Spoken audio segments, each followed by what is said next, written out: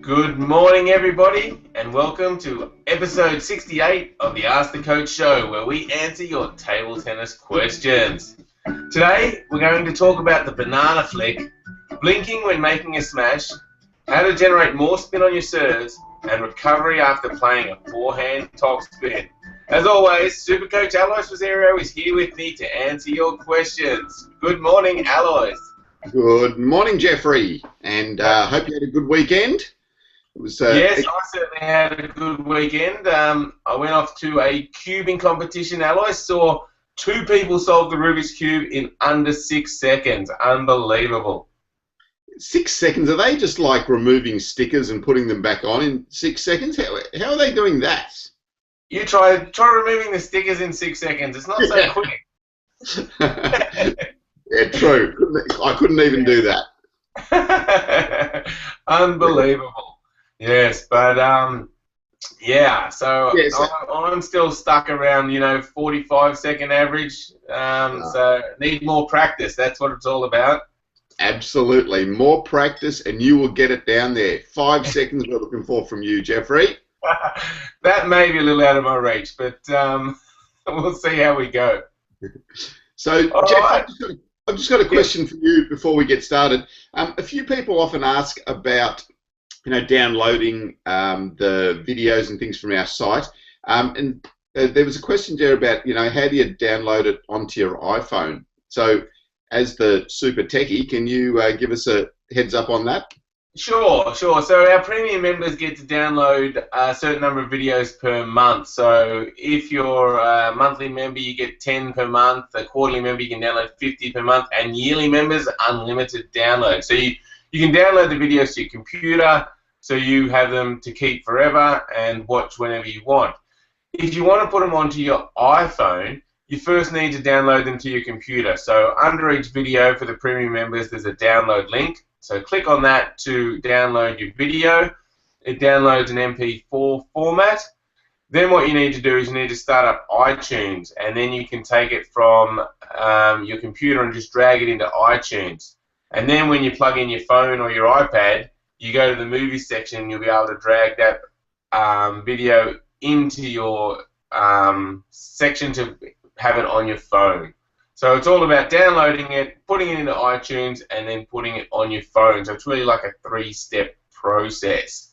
So hopefully that helps people out. If you're still unsure, contact us and we can help you out. Yeah, okay, that sounds good. Certainly, it's a relatively simple process once you know how, I guess, Jeff. Yeah, it is. I did make that sound too complicated, sorry, but yeah, it's actually pretty simple. Download it to your computer, drag it into iTunes, and then on your phone, when you plug it into iTunes, you just say, include this video on my phone. Okay. Yeah, I'm sure people will get it once they give it a go. All right, now, Alois, the PingSkills question of the day yesterday was, how many training sessions did you do last week? Which is not that interesting question for us because we're not really training much, but maybe in terms of coaching for you, it's interesting. Yeah. So I probably coached. I don't know. It's hard to say because I was in Tassie at the National AWD Championships for about 3 or 4 days. Then came home and did some sessions at home. So yeah, I don't know. For me, probably 10 or 15. But I think looking at it from the player's point of view, it's really important that we try to just increase the number of sessions that we're doing to the level that you can cope with. So we always say, I mean, if you're working full time or you're studying full time and you're got a whole lot of other things on your plate, then you just haven't got time to do 20 hours of table tennis. But if you have got time, if you can just add one extra training session into your week, you'll find a big change in your ability and your level. So always just look for, can I add one more session, and one more quality session into my week. Yes, good point. One more quality session. Yeah, practice really does help. Yeah. All right, Alois. So the PingSkills question of the day is, how high on the world rankings do you think Quadri Aruna can reach? Very interesting question.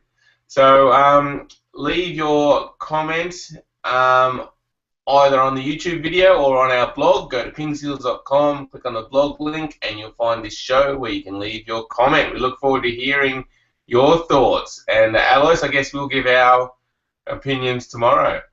Yes, yeah, Quadria Aruna certainly had a breakout year in 2014.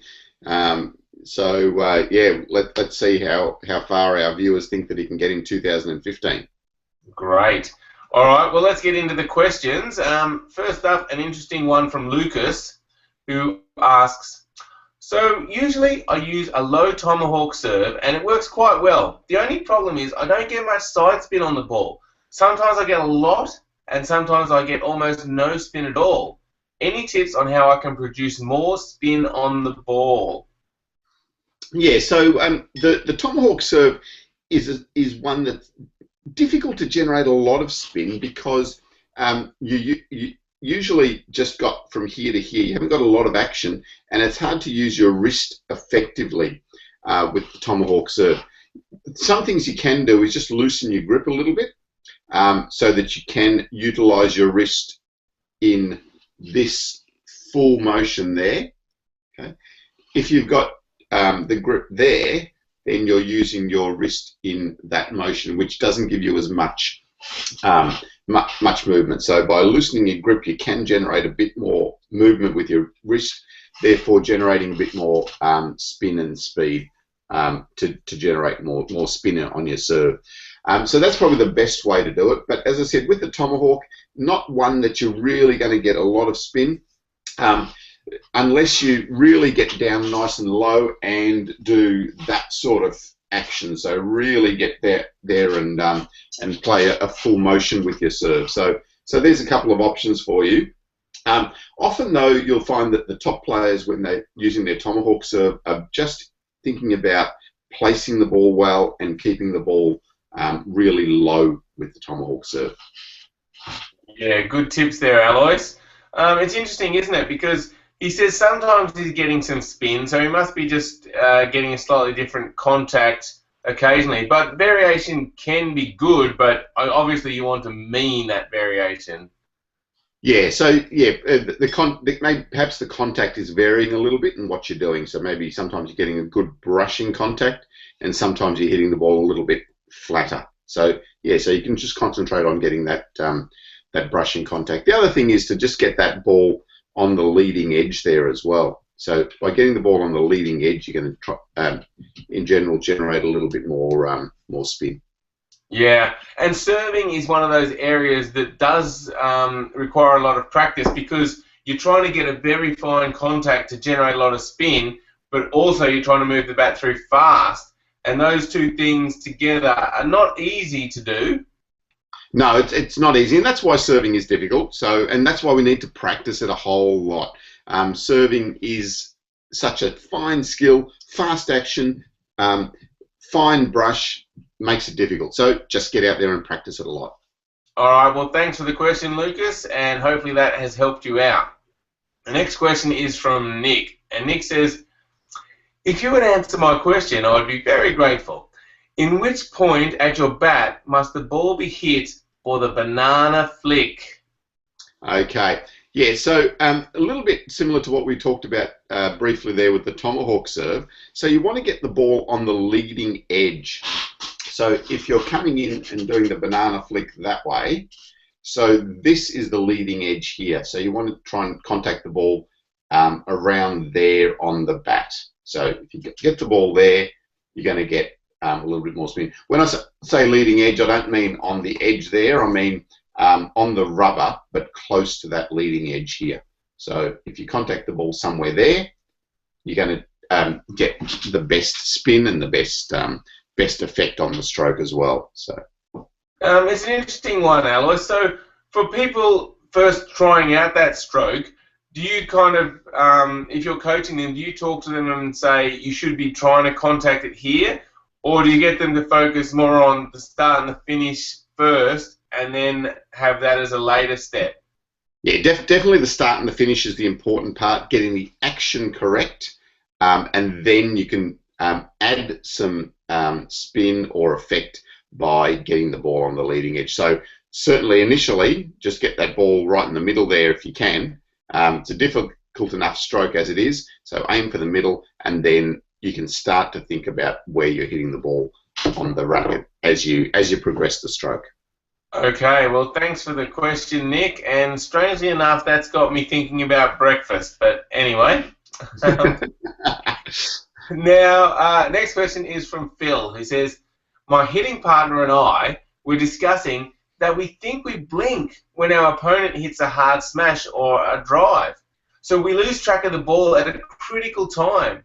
What is your experience with this, and do most players do it? Is there a way to stop this? Yeah, I think your thinking needs to be around how well you're focusing on the ball. If you're focusing on the ball really well, then there won't be the blink, because you'll be totally absorbed in watching the ball.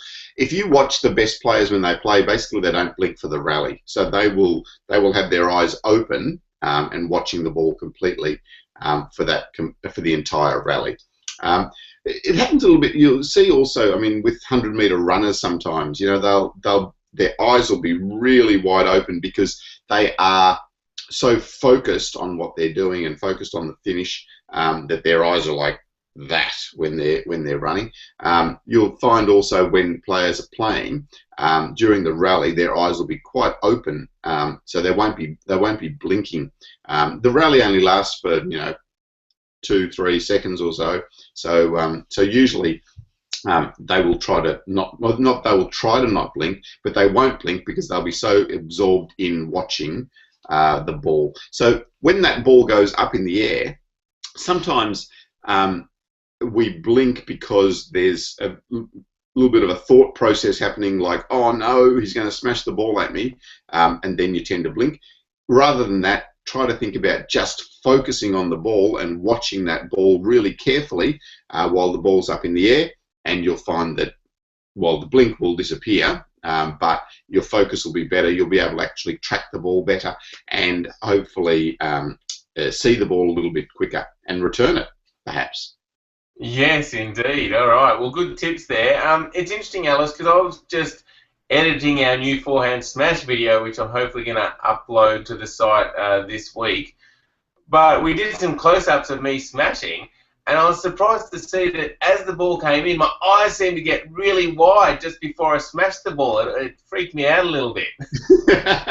Yeah, don't be freaked out. It's just you're focusing, Jeff. It's a good thing. Excellent. All right, Phil. So, yeah, try that. Try focusing more on the ball, especially on those high ones. Don't relax. And, yeah, so focus on the ball. That's the key. Thanks for the question. All right, now the next one is from Taran Kamal, who says, me and my practice partner often practice our topspins, but after hitting the first topspin, I'm not able to return the second one. How can I hit the second topspin and return to my position quickly? Yeah, so there's a couple of things there. The first thing is to make sure that you're maintaining your balance while you're playing the stroke. So while you're playing that first topspin, make sure that you're in a balanced position, nice and low, crouch, and stay in that position while you make the stroke. So if you're throwing yourself off balance when you make that first stroke, then the next one's going to be really difficult to play. So first thing is balance, staying down nice and low.